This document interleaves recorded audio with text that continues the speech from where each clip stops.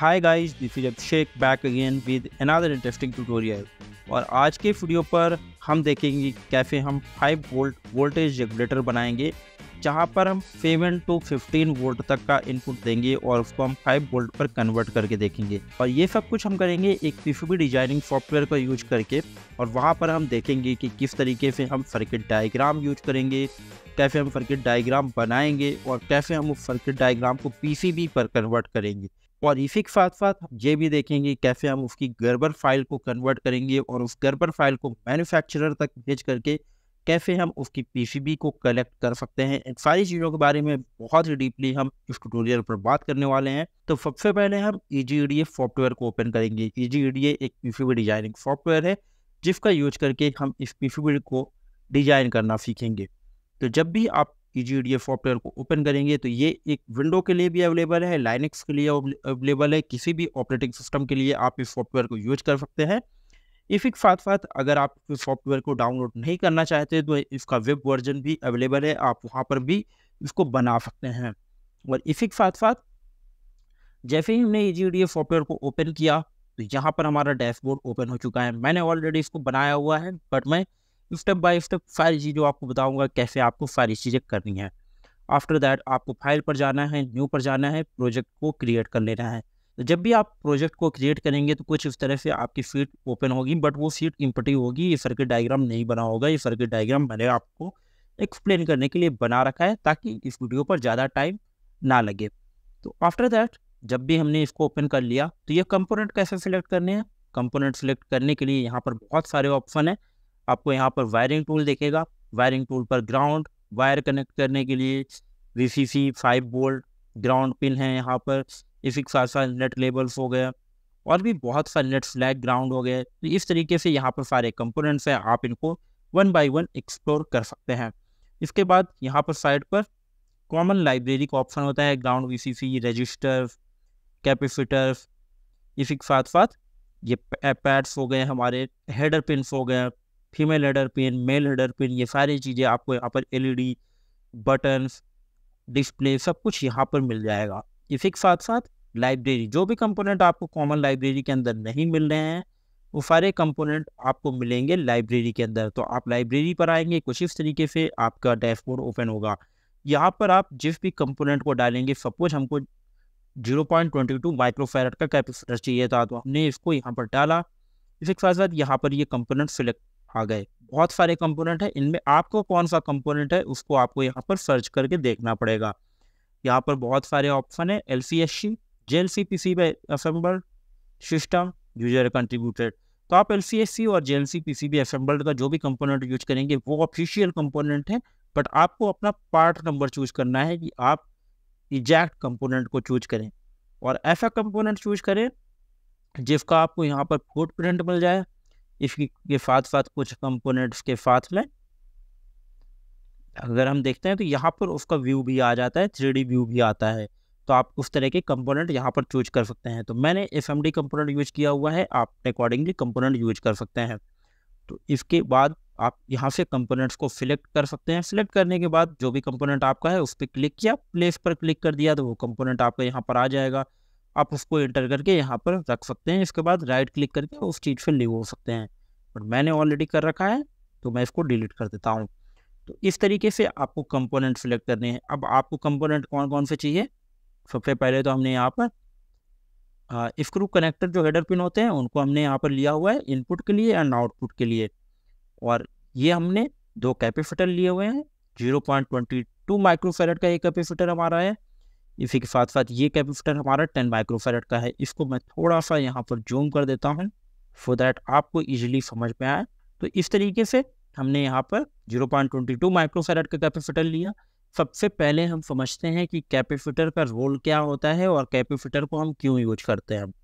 तो आप कैपेसिटर का यूज इस वजह से करते हैं फॉर दैट जो भी हमारा इनपुट वोल्टेज आ रहा है, आउटपुट वोल्टेज आ रहा है, उस पर किसी भी तरह का जो वोल्टेज का फ्लक्चुएशन होता है उस वोल्टेज के फ्लक्चुएशन को रोक दे, स्मूथ करंट भेजे, किसी भी तरह का वोल्टेज ड्रॉप, वोल्टेज इंक्रीज, ये सारी चीज़ें ना हो। तो इस चीज़ के लिए हम कैपेसिटर का यूज करते हैं। कैपेसिटर काम कैसे करते हैं, ये अगर वोल्टेज ड्रॉप होता है तो ये वोल्टेज को थोड़ा सा इंक्रीज करके आपको जो ये वोल्टेज स्टोर रखते हैं उस वोल्टेज को के अकॉर्डिंगली आपको वोल्टेज एडजस्ट करके ये स्मूथ वोल्टेज देते हैं। जब भी हायर वोल्टेज होता है तो ये वोल्टेज को अपने पास स्टोर कर लेते हैं और आपको स्मूथ वोल्टेज देते हैं, और आपको बिल्कुल स्मूथ वोल्टेज मिलता है, किसी भी तरह का वोल्टेज पर फ्लक्चुएशन नहीं होता। दैट्स वाई हम कैपेसिटर्स का यूज करते हैं, ताकि हमको एक स्मूथ वोल्टेज मिले। अब इनपुट वोल्टेज पर यहाँ पर हम ले सकते हैं 7 to 15 वोल्ट तक का इनपुट वोल्टेज LM7805 के लिए। और एक बेस्ट प्रैक्टिस ये होती है कि जब भी आप वोल्टेज रेगुलेटर बना रहे हैं तो आपको वोल्टेज रेगुलेटर अगर 5 वोल्ट का है, मतलब कि आप आउटपुट उससे 5 वोल्ट ले रहे हैं, तो आपको 2 वोल्ट उससे हायर करंट इनपुट पर देना होता है। तो हम यहाँ पर जैसे LM7805 यूज़ कर रहे हैं, तो आप यहाँ पर यूज करेंगे 7 वोल्ट टू 15 वोल्ट तक का इनपुट वोल्ट। इससे ज़्यादा देंगे तो डैमेज हो सकता है कंपोनेंट। और आउटपुट पर हम 5 वोल्ट लेंगे, और आउटपुट के लिए हमने यहाँ पर यूज़ किया 10 माइक्रोफैरड का इलेक्ट्रोलाइटिक कैपेसिटर, जो कि 25 वोल्ट का कैपेसिटर है। तो उसके अकॉर्डिंगली आप ये जो इलेक्ट्रोलाइटिक कैपेसिटर होते हैं इनमें प्लस माइनस पिन होते हैं, तो प्लस माइनस का आपको बहुत ध्यान रखना है। तो हमने इनको तो कनेक्ट कर लिया यहाँ पर, ये हमारा पॉजिटिव पिन था, तो हम यहाँ पर पॉजिटिव पिन को इनपुट पर कनेक्ट करेंगे। ग्राउंड हमारा कैपेसिटर से होते हुए ग्राउंड पर चला जाएगा। आफ्टर दैट जो हमारा ये सेम ग्राउंड है, वही ग्राउंड हमारा आकर के इलेक्ट्रोलाइटिक कैपेसिटर जो 10 माइक्रोफैरड का उसके ग्राउंड से कनेक्ट होगा, और यहाँ पर हमारे आउटपुट कनेक्टर पर आकर के कनेक्ट हो जाएगा। जो पॉजिटिव पिन होगा हमारा वो आउटपुट के साथ में कनेक्ट होगा, जो कि हमको 5 वोल्ट का करंट दे रहा है। इसके बाद में कनेक्ट होकर पॉजिटिव पिन से कनेक्ट होते हुए हमारा इस पिन पर, हेडर पिन पर कनेक्ट हो जाएगा।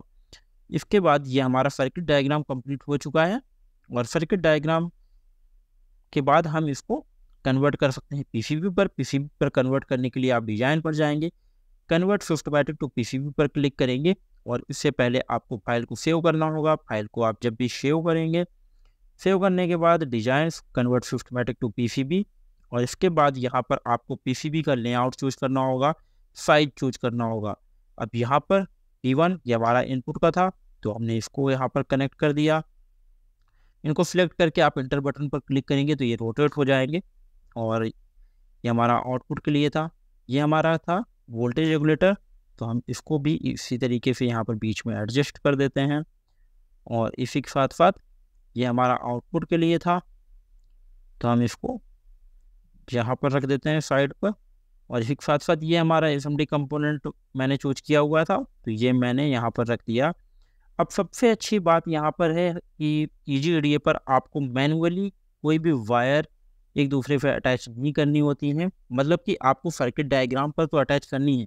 यहाँ पर ये वायर अटैच होकर के आ भी गई, पर पीसीबी पर वायरिंग का एक रूल होता है, एक दूसरे से हम अटैच करते हैं, कौन सी वायर एक दूसरे पर अटैच नहीं होनी चाहिए, कैसे एक लेयर से दूसरे लेयर पर वायर निकालनी, वो सारा काम यहाँ पर ऑटोमेटिकली हो जाता है। उस काम को करने के लिए यहाँ पर एक राउट फीचर दिया गया है, राउट पर क्लिक करेंगे, ऑटो राउट पर क्लिक करेंगे। यहाँ पर डिजाइन रूल्स हैं, डिजाइन रूल्स आप अपने अकॉर्डिंगली सिलेक्ट कर सकते हैं कि जो वायर की राउटिंग है, मतलब कि उसके ट्रैक विथ क्या है, वो यहाँ पर आप चूज कर सकते हैं। क्लियरेंस कितनी होनी चाहिए, one wire to another wire, wire diameter क्या होना चाहिए, वायर ड्रिल डायमीटर क्या होना चाहिए, ट्रैक लेंथ क्या होना चाहिए, वो सारी चीज़ें आप यहाँ पर सिलेक्ट कर सकते हैं। इसके बाद अप्लाई पर क्लिक कर सकते हैं, सेटिंग्स पर क्लिक कर सकते हैं, रन पर क्लिक कर सकते हैं।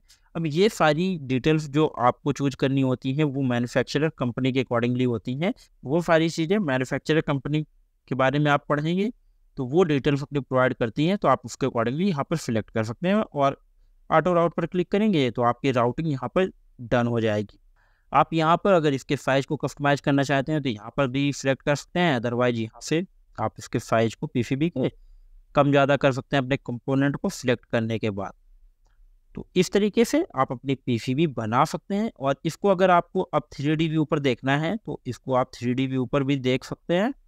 3D व्यू पर देखने के लिए 3D व्यू पर क्लिक करेंगे तो इसका 3D व्यू आपके सामने यहाँ पर कुछ इस तरह से आ जाएगा। तो ये लग रहा है ना कुछ उस तरह से जैसा कि हम मार्केट में अवेलेबल कंपोनेंट्स को देखते हैं।